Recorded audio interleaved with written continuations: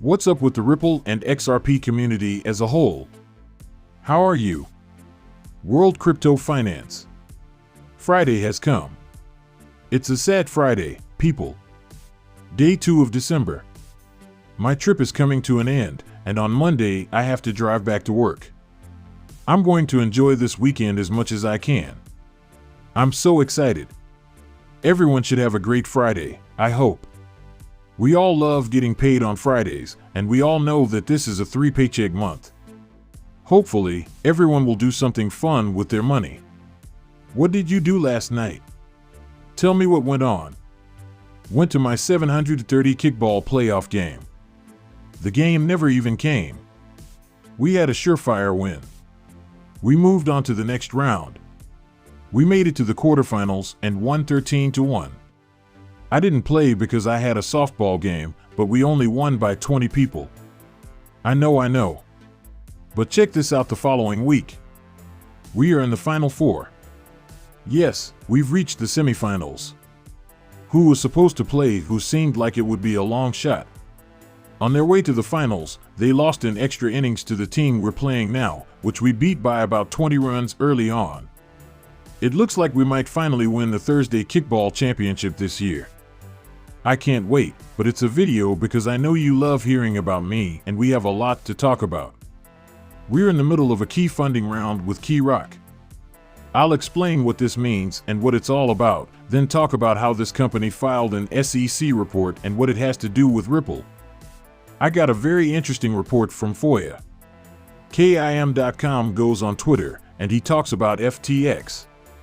After that, Ripple on-demand liquidity joins the Amazon Payment Service Provider program. At the end of this video, you'll hear some news that will blow your mind. You're going to love it right away. What do we do with Bitcoin? Livecoin watched $16,904. It's down 1.75% right now. In the last day and a half, 1276, it's now 38 cents, and XRP is up 1%, but it's down about 2% in the last 24 hours.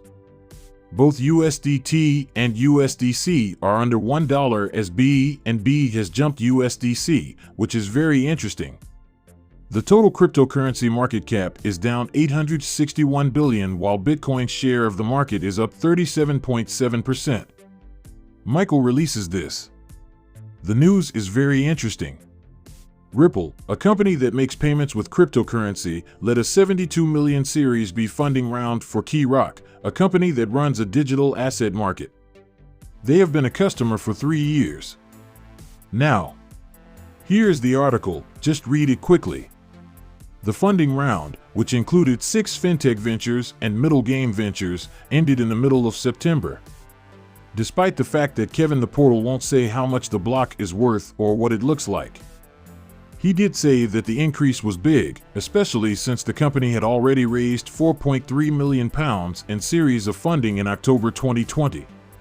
Key Rock tells exchanges and other markets how much an asset costs to buy and how much it costs to sell.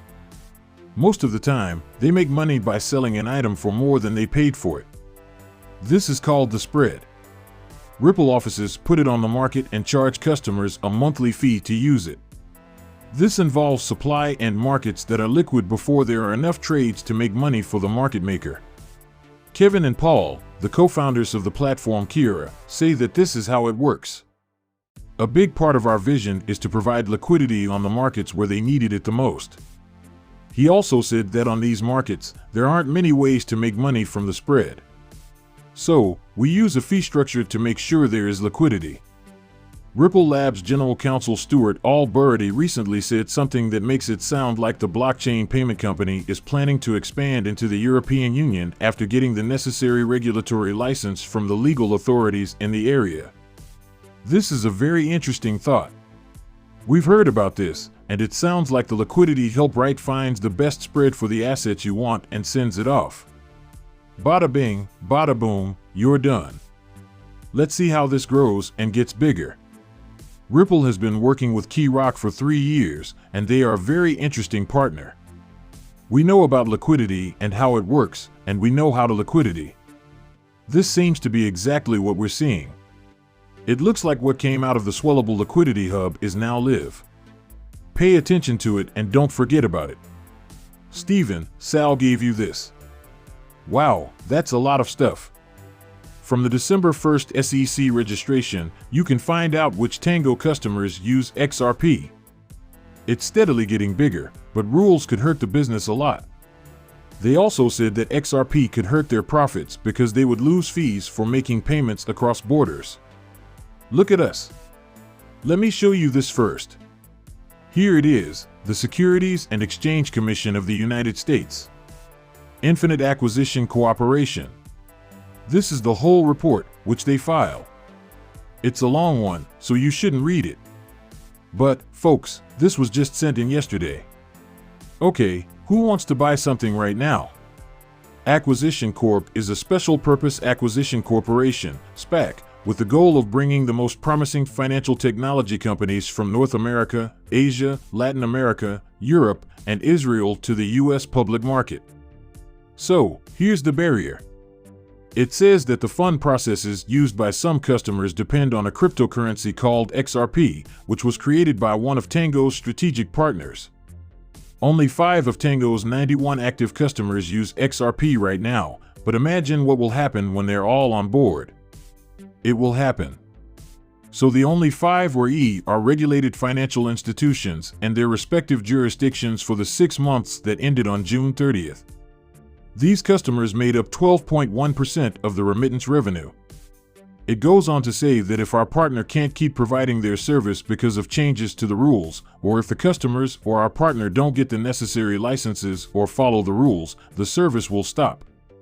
If we can't move those customers to match cryptocurrency-based funding processes, it could have a big effect on our business's finances and regular results of operations. Tangela's pre-funding system, which uses the XRP cryptocurrency made by one of our partners, Ripple, has low transaction fees. Foreign Games portray Angelo Transglobe, who shares some of these low fees with his customers. So, I'm going to tell you what XRP does, but what they're really saying here is that if you don't give them clarity and they don't get it on their own, their business will be hurt badly. What an interesting thing. He just put in his paperwork yesterday. That's a very interesting piece of news. Because, this company right here, right now, is trying to bring these financial services and technologies to the public. We know what XRP can do, and that's what we'll be doing until the sound goes off. Here, pay attention to what he says. I appreciate it. So, Caroline Ellison, the former CEO of Alameda Research, says that you knew that FTX customer deposits were being used in a way that was against your own terms of service. Then, in several interviews, you said that you didn't know, which I might add wasn't said with much confidence. And by saying that, aren't you basically throwing Caroline under the bus? Since you didn't know, she must be the one who did it. Who is legally responsible for the missing millions, billions, and trillions? Right. And Caroline had a relationship with someone. So, I think that means you have control over her, since she did what you asked. So my two? Who would want to jump out of Kim? Yeah. Why should anyone believe you when you say bad things about the person you love? Then I'd like to say, if you can get to the question, please come. So that we can finish asking questions, if you don't mind. Arizona is here right now and is listening. So, do you want to say something to her? I know I've made a lot of mistakes, but some of that really bothers me. Like, I cry and I had been going out for a while. I have no power over her. I never did. I really can't believe you would say that. That's how things work, so I would. And, well, let's put that aside for a moment. So, I didn't really care about Alameda. I had nothing to do with the trades at all. I hadn't been in a long time. I never got involved on purpose because I was worried about having a conflict of interest. But, as far as you know, I'm not sure. This guy is a cloud because he's angry. He's angry all of a sudden. Right. Don't worry, guys, even though he lost $9 billion, he's still mad. He thinks that he is being attacked, not the people he ripped off. He really has some nerve. Now, I want to dive right in. This article, called Ripple On-Demand Liquidity Joins Amazon's Payment Service Provider Program, has just come out. What's going on? It's Inter and CO, which used to be called Banco Inter.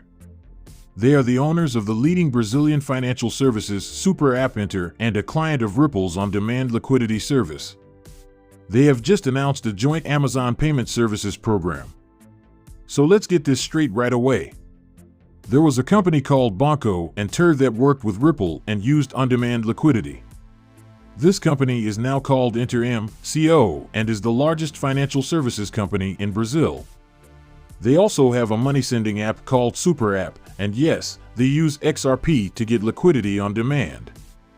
So, we learned from the digital bank entries Brazilian customers who sell things on Amazon will now be able to receive and send cross-border payments directly to their bank accounts. With this partnership, Inter is one of only 28 providers in the world who have signed up for Amazon's PSP program. So, take a moment to think about that. We just found out that the first bank to use XRP was in Brazil, and now we know that the bank that used to be called Banco Internacional is now called Banco Nacional. CO, yes, they use XRP and are signed up with Amazon for the PSP program around the world, so they can receive and send payments directly to their clients across borders. RAF tells us that reuse and was bought by the same bank going through International in September of this year. That bank then changed its name and now has a great app that lets you send money to different users. All of this goes back to what happened when the first bank ever to use XRP went live. It talks about the super app again, and it talks about everything else, too. You get the idea. Here's the website. A NASDAQ-listed company would find out from back in August when Ripple launched crypto-enabled enterprise payments in Brazil with Travelex banks, which use XRP. Folks, we can probably see where this is going. I think we can see that in the end. No matter which way we turn, Woodstone has told us well, and Boulder has told us to look behind XRP to see how the XRP ledger will be used. Does this article talk about XRP at all? Directly? No, it doesn't. But is it necessary? No, it doesn't make any sense. Because this company already uses services that use XRP. And why would they link up to Amazon's PSP program worldwide, which only allows one of 28 registered partners to send money directly into and out of Brazil's bank accounts? This is just the beginning of a much bigger story. I'd like to think that Washington has been nice to each other, but then we find out something like this.